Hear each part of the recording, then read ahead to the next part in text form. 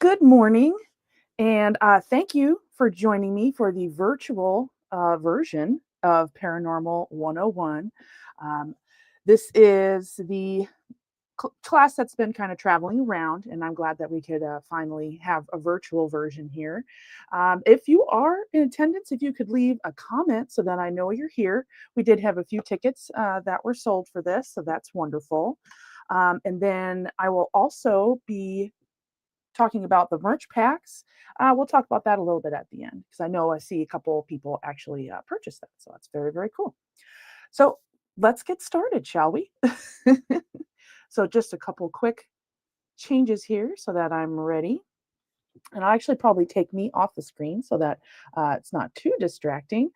Hello, Strange Talk. Welcome to class. All right, so let's do this here. I'm gonna take just stop this here so you guys can see me. All right.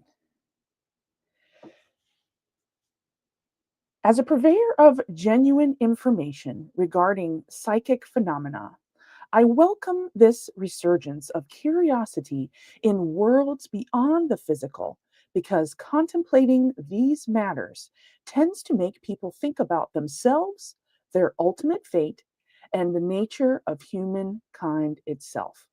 And this is author and parapsychologist Hans Holzer. Now, Hans Holzer is a name you will see many times in the paranormal world. He is, as I like to call him, one of the paranormal investigative fathers. He kind of kicked off his books and off he went. So you will see his name a lot throughout the paranormal series here. So I want to thank you guys for joining me for Creepy Confidential, the library lecture series, but this is the virtual version, of course. My name is Noelle, and I am the weirdo Wisconsinite and host of Creepy Confidential. Uh, now, Creepy Confidential is a podcast where I talk about cryptids, cults, conspiracies, and other worldly creepy, my first love being the paranormal. I have been interested in the paranormal and odd happenings since I was a young girl, going to the libraries and just diving in as many books as I possibly could. I have been formally researching the paranormal and unexplained phenomena for 20 years, going on 21, and a paranormal investigator for 17, going on 18, as a lead investigator and researcher of the team Girls Investigating Ghosts and the Supernatural, or shortly known as GIGS or GIGS Paranormal, is what we kind of called ourselves for a while there. We investigated places such as the Institute of Health Therapeutics, aka Starvation Heights. She might sound familiar. Creepy Confidential has done an episode on her. Northern State Hospital and Western State Hospital, which both of those were actually are mental institutions, mental asylums known back in the day. Now, let's start out with talking about some of the background here. Starvation Heights, you can see the cabin of a serial killer, really, Dr. Linda Hazard, where she would perform her quote medical fasting treatments to starve her patients using her book, Fasting for the Cure. She would get the power of attorney for her patients, have them sign over their wealth and belongings, and then once they were starved to the point of delirium, you would tell her patients that they were just too ill to speak for themselves. Once they died of starvation, she would then perform the autopsy because she was the quote unquote doctor, and then conveniently also had a crematory short distance from the cabin you see here on the property, which I have been to and investigated. Or she simply would save the wood needed to perform kind of a backwoods cremation, and she would simply toss them off the ravine in the front of the cabin. We're kind of off to the side, but the ravine is back where those trees are there.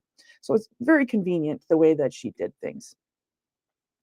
Now, Dr. Linda Hazard here, you can see on the left, and then one of her patients, Dorothea, which was a very famous case. Dorothea and Claire, the Williamson sisters, were kind of the reason she got caught. Um, Now, Dorothea, they both were under treatment at the Institute, but sadly, her sister didn't make it out.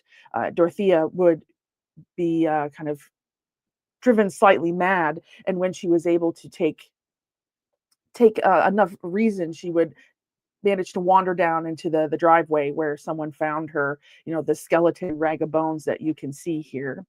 So that's where it kicked off. It's where everything, newspapers, you name it. But oddly enough, she didn't quite get the punishment she deserved, in my opinion. Now, her book, and is something that you still can purchase. And of course, I do have a copy of this book. The book I have is one that was printed when she was still alive, Fasting for the Cure. Now, she would use this book to as her recipes, basically her vegetable broths, her enemas that would last all day. It was quite crazy what she would do to these poor individuals. Now, another place to talk about, of course, I included that for you as well. If you'd like to check out the Linda Hazard episode here, forgot to put that in there. uh, so, Western State Hospital is another institution that we had the privilege to go to what was left of it. This has since been turned into rubble, but the name still remains the same, and it is still used. The new one is used for mental patients. Now, this location was actually, they both were very active, the mental institutions. Western State Hospital has kind of been, unfortunately, put under the rug about what may have happened there. Countless lobotomies were performed, as well as canisters found of cremated remains packed into tobacco tins. Who are they? Are their spirits still stuck there? Is this the reason why they're stuck there? And again, this background information is what's important, because you need to know what you're kind of getting into when you get to these locations. Northern State Hospital. This one has I always think this picture is very ominous. I think it's just because of the casting of the development. Now, Northern State Hospital it is a smaller facility. This facility still stands on the grounds, but it's used for, I think, like a Job Corps or something like that. But what set this particular hospital aside was they used vocational rehab for their mental patients, which was very unheard of back then. It's kind of a thing now where they're trying to help patients through, using their brains and things like that.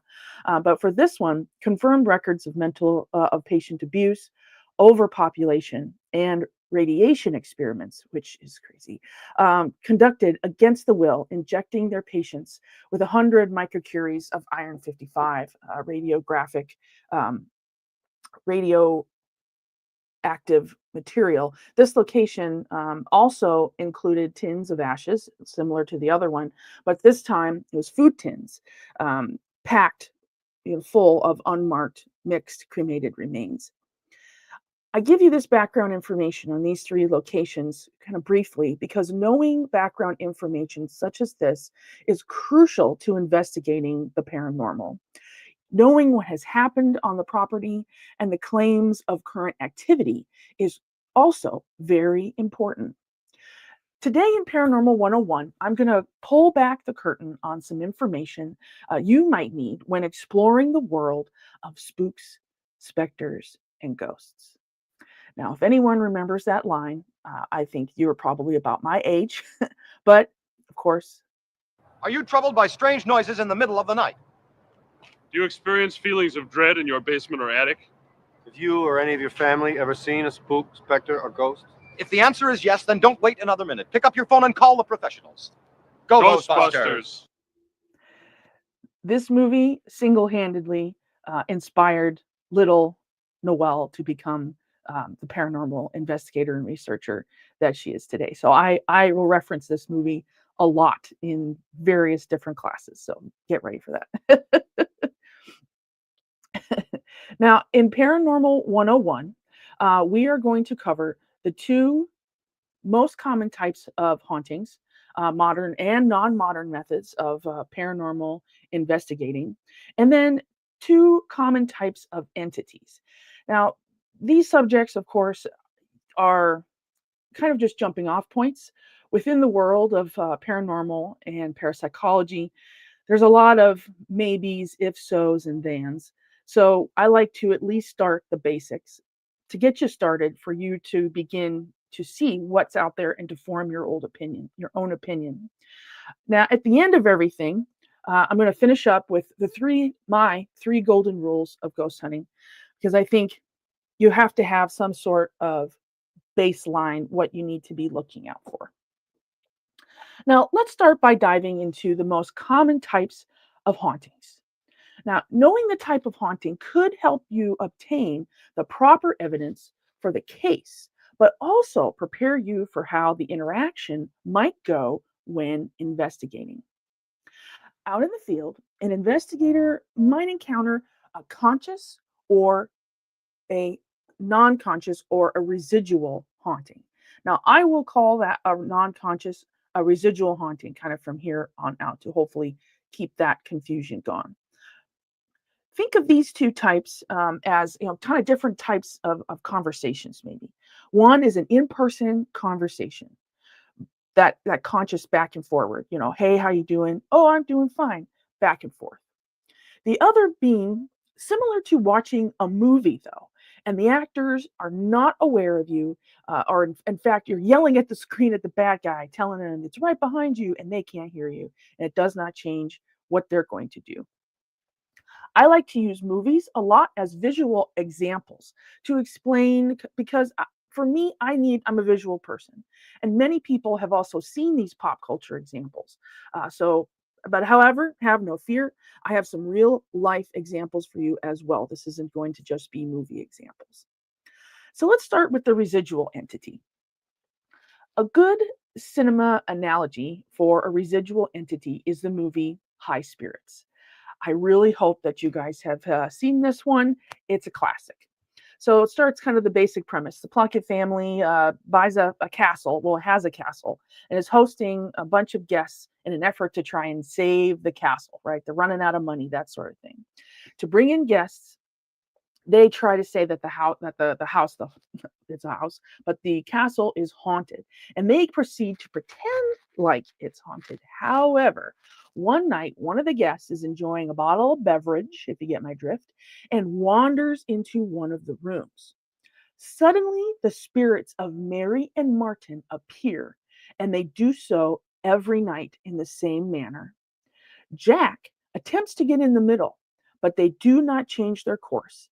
And when he tries to step in the middle, it becomes very apparent that they are indeed spirits. Let's check it out. Oh, I skipped right past that. I wrote out all these apparently. So, you wee harlot! No, Martin, no! You won't trouble with me, huh? Huh? Hey, I know trouble. Party's over! Party's over! Horse mouth! Take your hands off the girl! You're gonna be... Okay, no, where is it? Oh, quick, where is it? No, Martin! Where is it? Martin, there's no one! Where is it? Wait, Martin, there's no one! where is it? Martin, there's no one! Where is it? Where did it go? Jerry? Help me, you know. Why don't I believe it? So that one's, if you have not seen this, if you're watching this, I highly recommend it. Very, very good. Now, another movie example for the next one to explain a conscious entity is Mr. and Mrs. Maitland in Beetlejuice. Also another movie I have also seen probably too many times than I'm willing to admit. Now, although Lydia is more of a medium in this movie, but I like to use the example of how the ghosts are able to communicate with her kind of back and forth, and eventually the other people catch him, they see him too. So the Maitlands become aware that they are indeed in the afterlife and are trying to communicate with Lydia once they realize she can see them. Let's check it out. What? Living Dead, it's a movie. If I had seen a ghost at your age, I would have been scared out of my wits. You're not gross. Why are you wearing sheets? We're practicing. You can see us without the sheets. Of course I can see you. Well, how is it that you see us and nobody else can? Love that movie. Now, again, while we can't see the entities as clearly as Lydia can, despite how cool that might be, we are trying to get their messages or obtain proof of their presence through investigative tools. Audio, visual, or environmental parameter changes such as temperature or electromagnetic field, these are ways we are trying to capture that evidence. The key words to remember with how conscious entities represent kind of in words are aware and communicate. A conscious entity is just that. They are able to be aware of what's happening and they are able to communicate. A residual haunting is the completely opposite. They are not aware and they are not able to communicate. In conjunction with a residual haunting is the stone tape theory.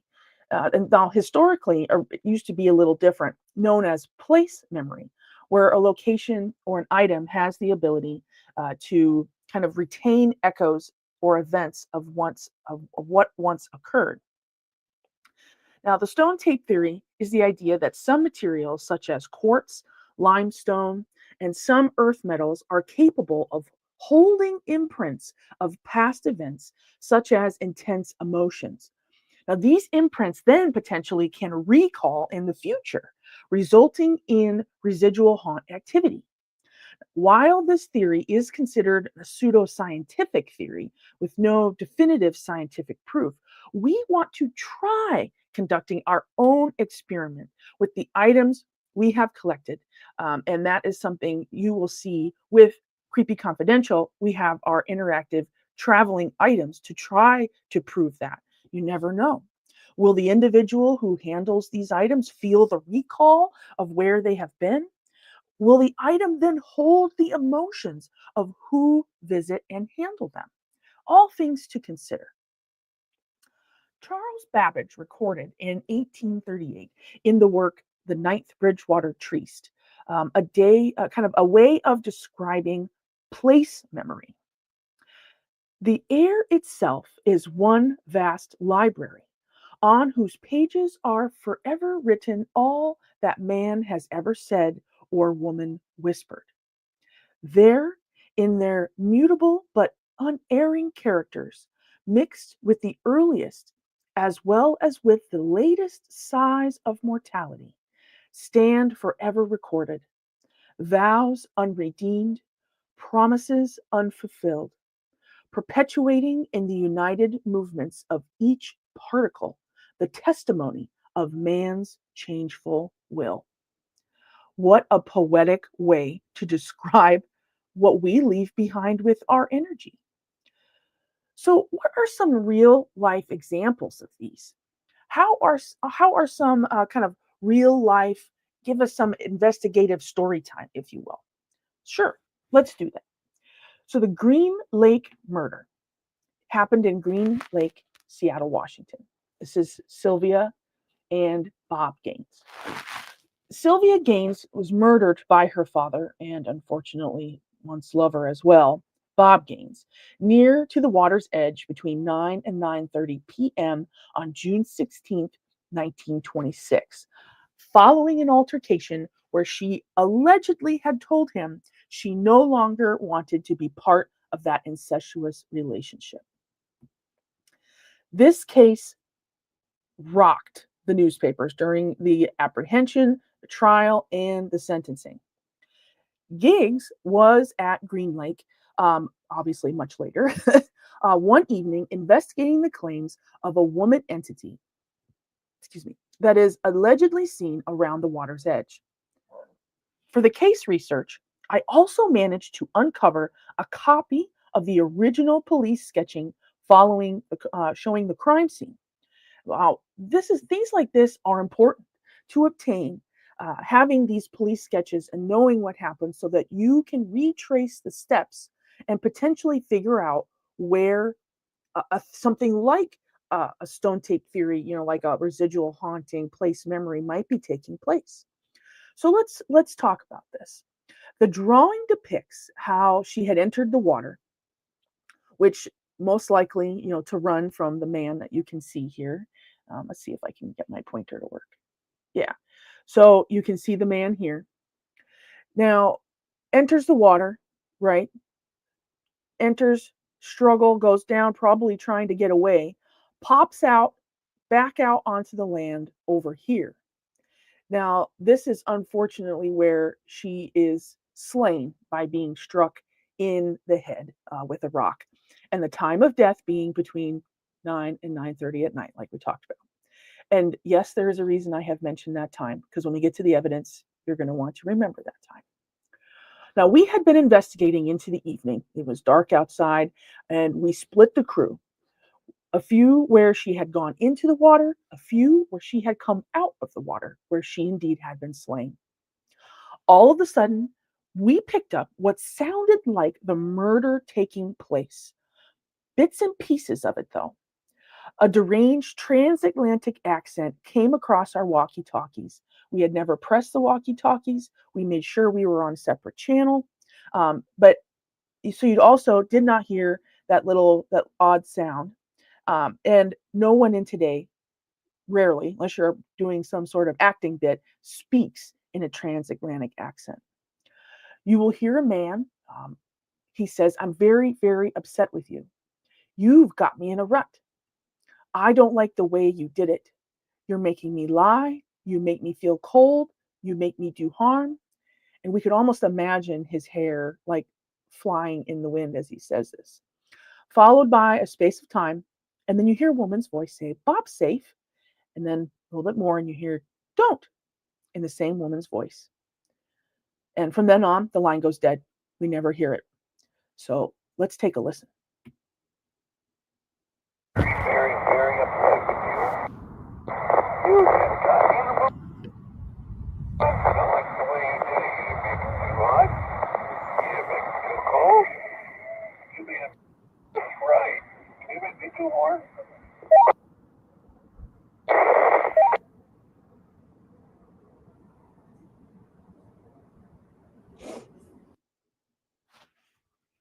Very, very upset with you. You just got me in the book. I don't like the way you did it. You make me too hot. You make me too cold. You made it right. You make me too warm.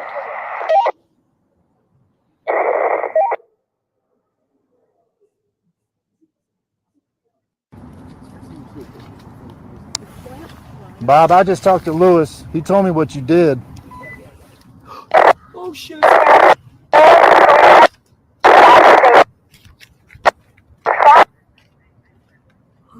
Bob, did you hear that? Did you hear that?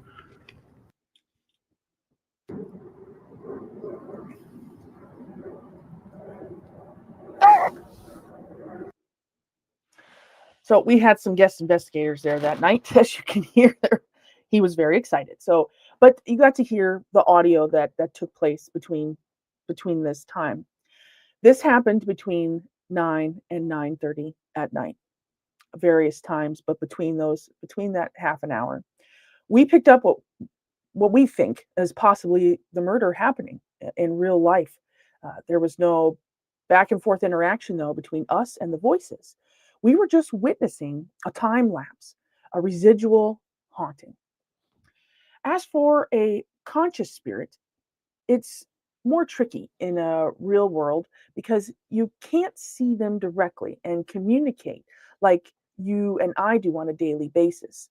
It's kind of bits and pieces of a conversation, and then a lot of times you're spent trying to figure out what's happening. We aren't as fortunate to see the entities as clear as Lydia. Oftentimes, we don't realize that we were taught that they might have been talking to us the whole time. Now, the very first time I went for a kind of an official research gathering, it wasn't really an investigation, just kind of residual passive type things. That's what we were hoping for at a place called Miller Woodlawn Cemetery in Bremerton, Washington.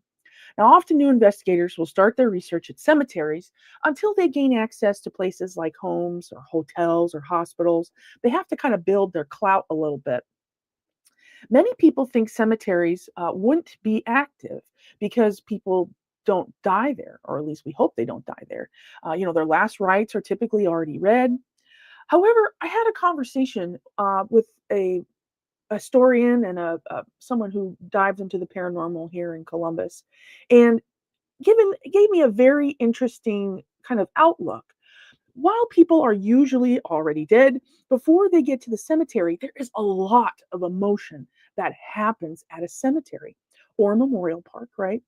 Pleading over the grave, praying to the heavens, or saying those final goodbyes can really contribute to activity that can be present in the future. So one night we drove into this memorial park, drove over to an area on the hill away from the lights. We were just obtaining passive recordings. That's all we were trying to do. We were watching through the lens of those old school simple digital cameras. And upon returning home, we started watching and listening to our recordings. And we were shocked at what we found. An EVP. We stumbled across two men talking to us. You will hear another investigator's voice commenting on what might be on the lens, and then you will hear two men's voices. You will hear one, they'll go, you hear her, you say, "What did y'all do to this place?" And the second one is a little more whispered. I hope you can hear it. Says, "Don't you touch her." The voices are much more quiet in this example, but this is often how we collect evidence with audio. And this is sometimes what you have to do. So let's take a listen.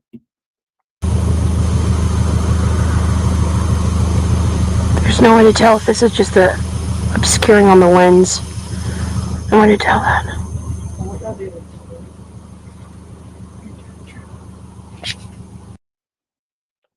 Now, of course, kind of tricky to hear, but when we enhance the audio, it's kind of blown up here. It's an older sample too, but that one by far was one of them that really kind of messed with us.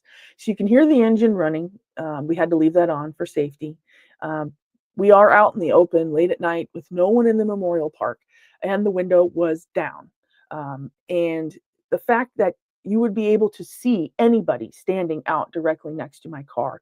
In a memorial park, there are no large headstones, just those flat ones that typically show the veteran that is under the ground there. So that was pretty creepy to us, at least. So these spirits or entities, are usually all of them that we talk about are usually in two big categories: human and non-human. Again, a thing to remember is there is no way to definitively prove what we are actually encountering out in the field, but that is why we continue to do the research and collect the evidence. Now, human hauntings are just that: a single person or a collection of people. A famous human haunting are the spirits of Gettysburg. This one, it kind of seems like a no-brainer as to all what might be there, just because of the violent ends, the emotional charges, restless nights full of pain and anticipation of their possible demise or victory. During the day and at night, the sounds of marching drummers providing the pace for the soldiers can still be heard, signaling the men. Oftentimes you can hear rifles as well. At night, film crews and amateur investigators have caught video of spectral images of soldiers walking through the fields. These entities do not interact. They appear just to be on zombie replay, a human non-conscious entity. So now we're kind of putting the two together. Images such as these are actually quite common to the battlefield. Now, I did not collect these. These were collected. I can find different things on YouTube. So unfortunately, I do not know the original source, but there are quite a few of these out there. So let's take a look. Look in the center of the screen.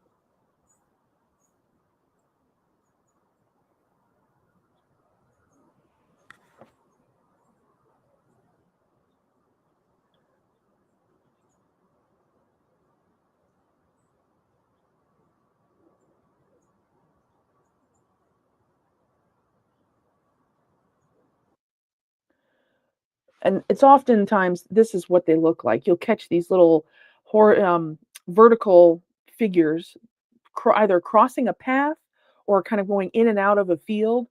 This was just an example that I found that seemed to be the most obvious. I'm not supposed to be there at night, so I'm not sure if these people may have had permission, but it's a good example.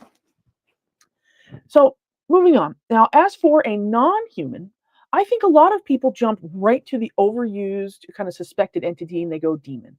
Sure, that's for another class though. A famous non-human entity, I think, would be things, like a ghost train or a ghost ship, like the Flying Dutchman.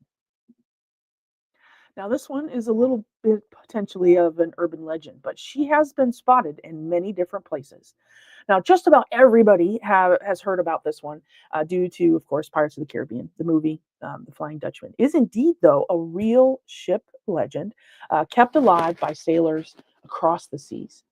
Now, the European legend is of a ghost ship that is doomed to sail forever because the captain gambled his salvation on a pledge to round the Cape of Good Hope during a whopper of a storm.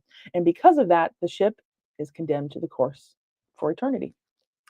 There are a few versions of why she is damned to sail forever with her crew, but that is mostly due to people kind of changing portions of the legend to fit their location or through a game of historical telephone. That happens with ghost stories, it happens with regular stories.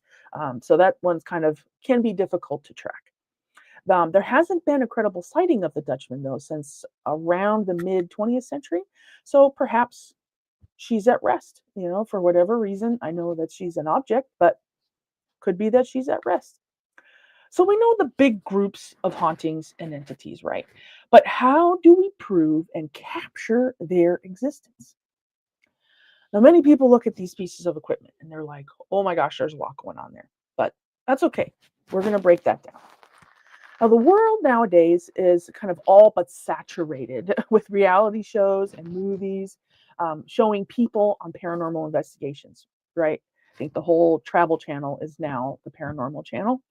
You see a group of investigators roaming the halls of some sort of haunted destination around the world. The spectacle of the team getting deep into the investigation with various devices and methods. It'll make anybody want to be a paranormal investigator. But knowing oftentimes it's a lot of obtaining zero information. Now, some I agree with, and some I do not when it comes to these methods and devices. What are these devices? What are they using?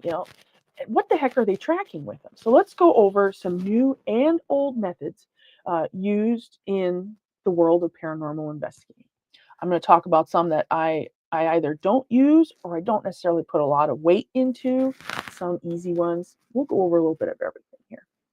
Now, some old school methods used to be something as simple as bells with strings attached, kind of as motion sensors or tripwires draped across doorways. Little canisters of flour was taken around with them, sprinkled down the hallways and on steps to show evidence of a person or entity possibly passing through. Candles were used similar to how we use like diodes or lights, seen like flickering, seen as sometimes someone or something was trying to communicate. I've even heard things like scrying, using things like mirrors and candles. Now that's not part of I think part of paranormal investigating, but that's what I've seen. An interesting, although controversial one that is still used today are dowsing rods.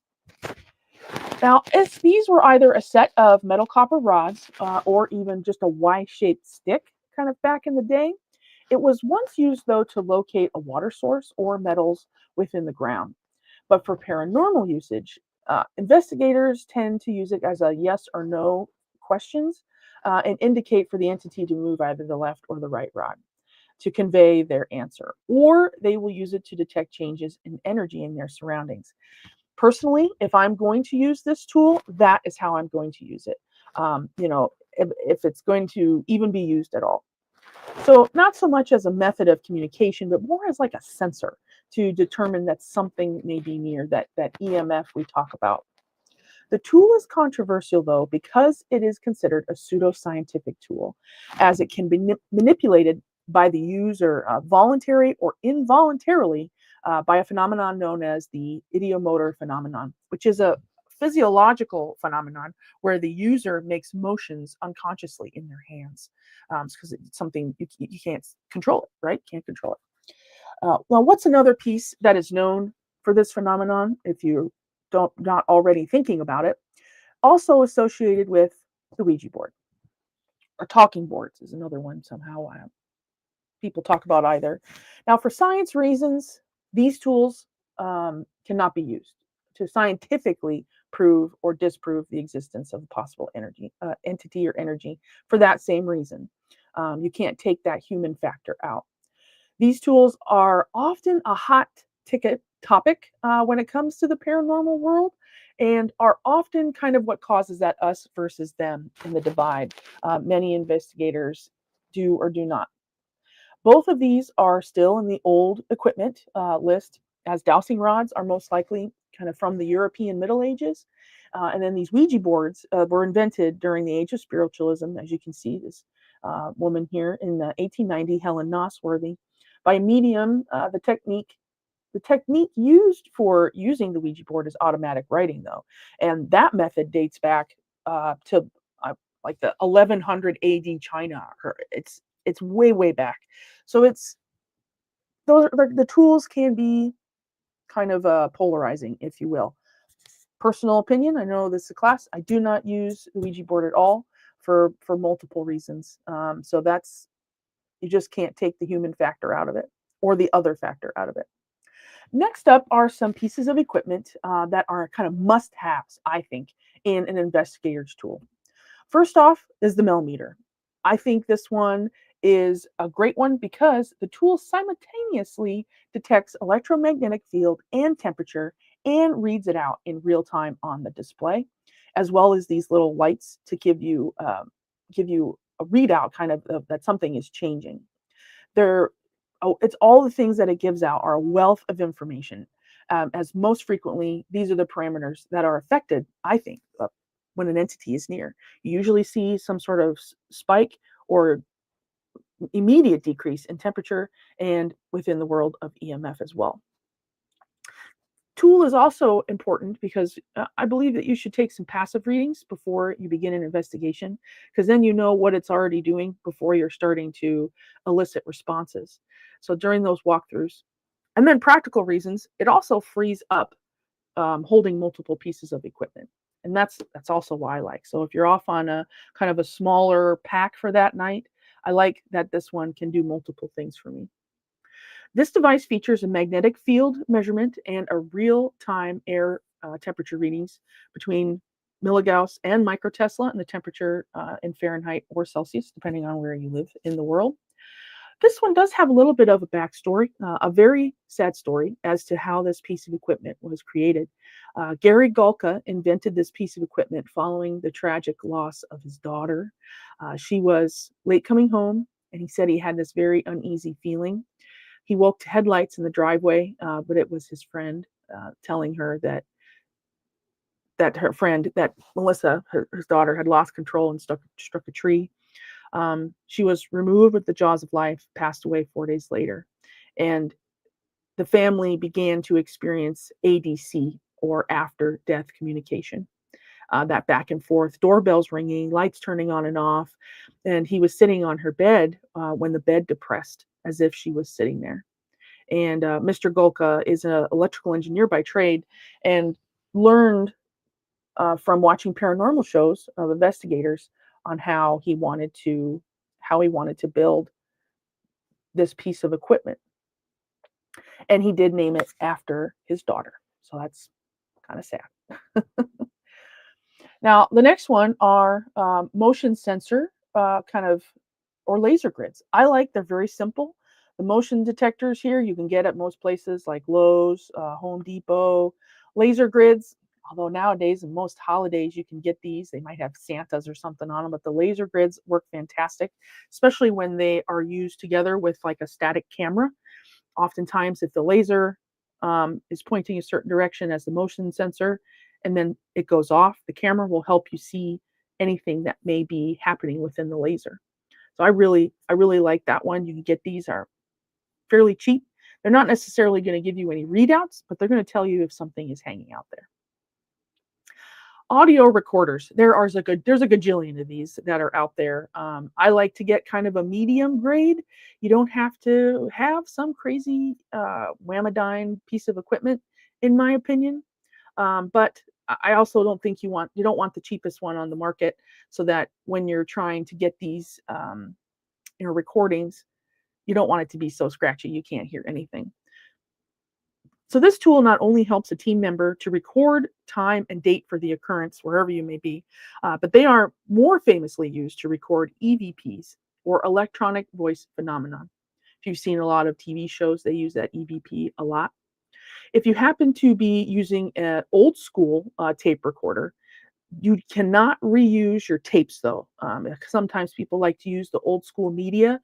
You cannot reuse the tapes because you run the risk of bleed through of the recordings. And if something is heard on the replay, there is no way to completely rule out that it wasn't there on the previous recording, something that bled through.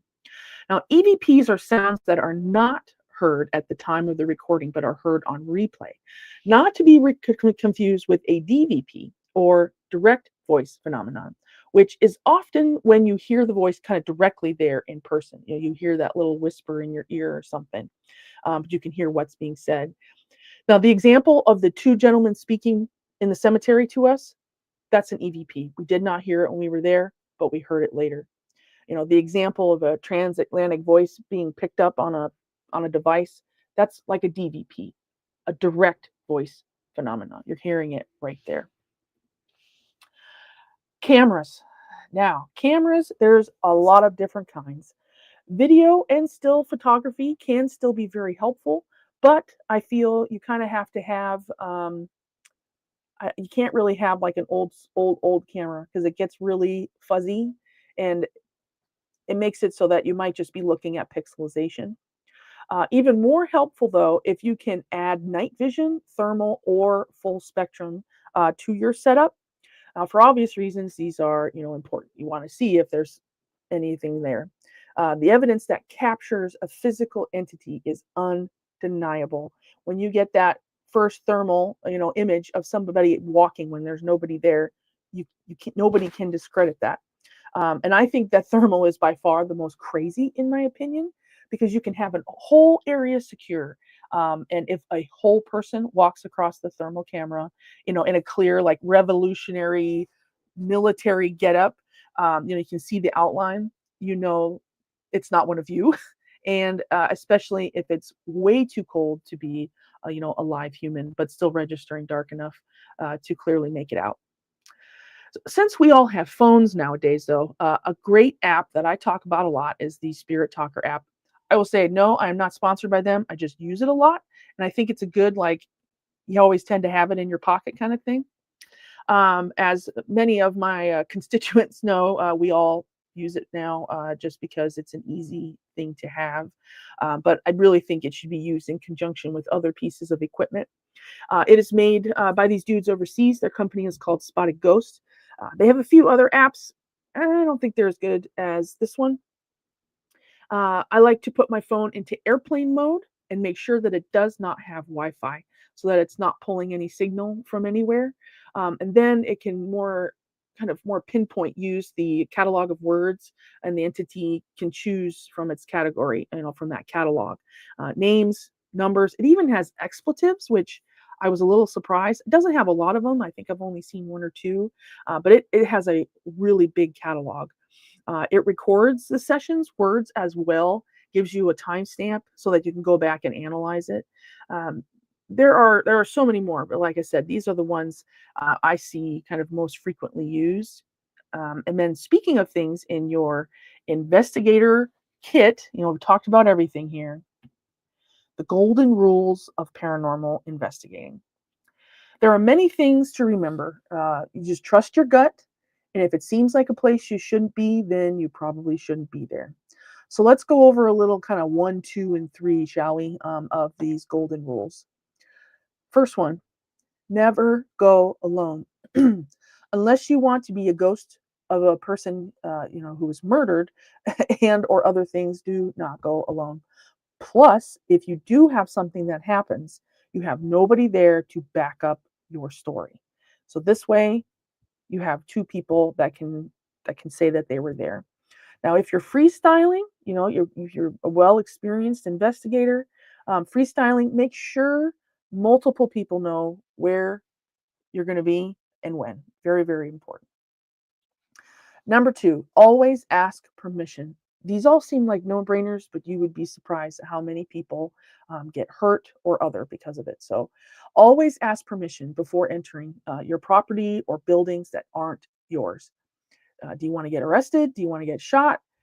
Those are things to think of. Even public places have rules about where and when you can be. If a building is abandoned, it doesn't mean that you can go in without permission. And in some states, they can pull, a shotgun on you for being on their property. So get permission in writing. That is really the top piece of information. If you're going to be on a piece of property, get it in writing that you have permission to be there. Cemeteries are places where not only do you want to make sure it's open to the public, but that there isn't a service going on. Very important. So now, having said that, is a segue into the last point, number 3. Be respectful. Leave the location the way that you found it. If you want to be invited back to an awesome location and continue to give credibility to the science of paranormal investigating, then you don't want to be that team that ruins it, or that individual that ruins it for everyone out there that is trying to do kind of the good work, if you will. Places like Trans-Allegheny Asylum or Waverly Asylum, they don't have to let teens in there, but they continue to do so because people follow the rules. Very important. The places that stay open so that the teams can come in are the reason the word keeps getting out about paranormal activity, about these places, especially because there's a lot of hot activity at these places, and keeps us fascinated because of the awesome evidence, these groups capture at these investigations. Then that evidence, old and new, is what inspires the books, the movies about the paranormal that we love. Now, in closing, I always like to say, why are we fascinated with the paranormal? Now, the virtual version is a little tricky because I can't ask people to raise their hand, but I'll go first and then I'll take a comment. So you can get ready for that. Now, why am I fascinated with the paranormal? I think this was an obvious by slide 1, but Ghostbusters, the 1984, was what got me hooked. Not the Marshmallow Man or even Gozer the God, While they are fantastic and they were fantastical, the commercial in the early part of the film, which I showed, sticks with me today. I also remember as a kid having Ghostbuster toys and things like that. For me, it was Ray Stantz. Everyone kind of had their own Ghostbuster. And side note, in every paranormal team, you can almost guess who is what character if you had to pick, who's Venkman, who's Stantz, who's, that kind of thing. So, but Ray had a clear passion for the knowledge of the paranormal and his research. This is hot, Ray. Symmetrical book stacking, just like the Philadelphia mass turbulence of 1947. You're right. No human being would stack books like this. Listen. You smell something? Also his humor. Now, as I'm an adult, I love his humor. Now, there's multiple parts to this.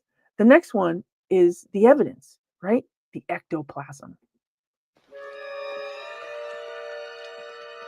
Talk about telekinetic activity. Look at this mess. Raymond, look at this. Ectoplasmic residue.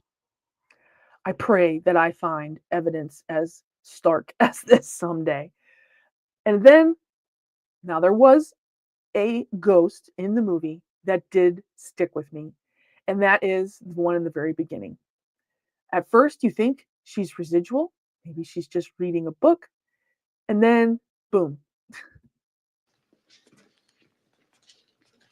Hello. I'm Peter. Where are you from? Originally. The fact that she acknowledges them and shushes them is fantastic.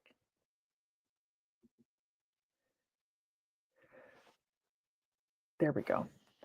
So all those things You mean tell me there's a scientific way to find a ghost, to detect, to document, and to contain? So now I do ask the virtual audience, what fascinates you about the paranormal? I think everybody has maybe, or maybe, what was your trigger? What got you started? I'll give just a couple minutes here to look and see if anything pops in there. And 'cause it's one of those, we all have a reason why we're interested. Sometimes it's just curiosity, but I think that's in our human nature. Or I think sometimes it's that science part of us. You have to prove to me that it is or is not. And that is oftentimes why I do a more scientific approach. Let's see if I get any. Ray was we have a person in the audience, who might be listening. Ray was also my favorite. Get that ectoplasm sample. Yes, I agree. Okay.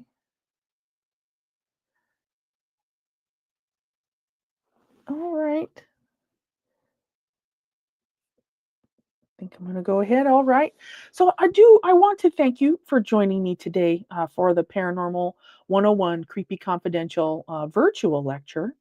And we got one. So for me, it's just the mystery. I've always asked a million questions about everything in the world.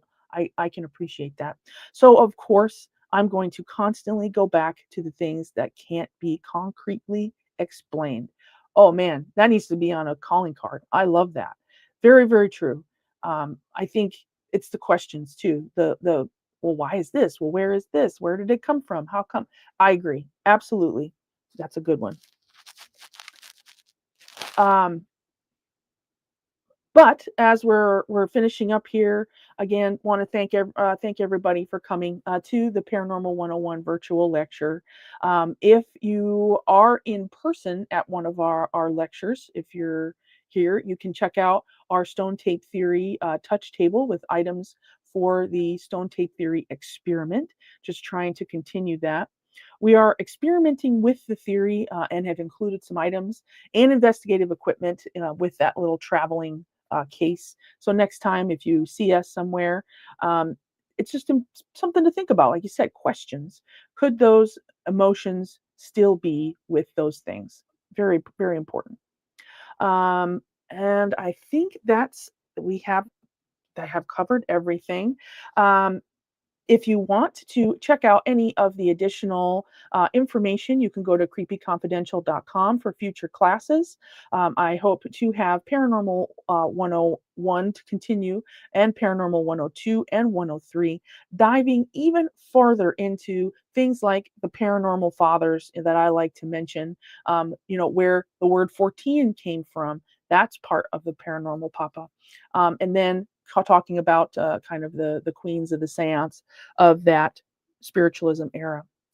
So I thank you very much for joining me this afternoon. And if you have any questions, you can always send us a message either on Instagram or on an email.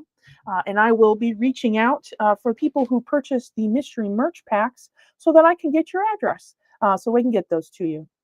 So until our next lecture, I want to thank you again for joining me. And thank you for choosing Creepy Confidential to come to a class this morning. Take care.